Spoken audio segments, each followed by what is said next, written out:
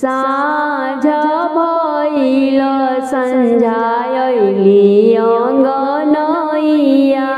केहीले के पानी धावे केहीले के पिढैया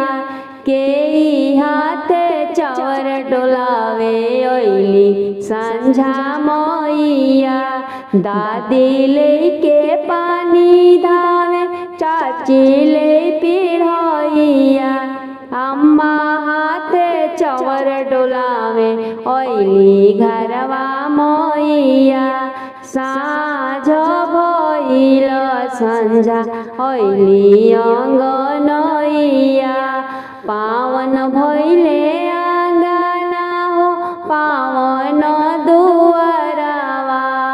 सन्झा ऐली बखरी भइल उजिया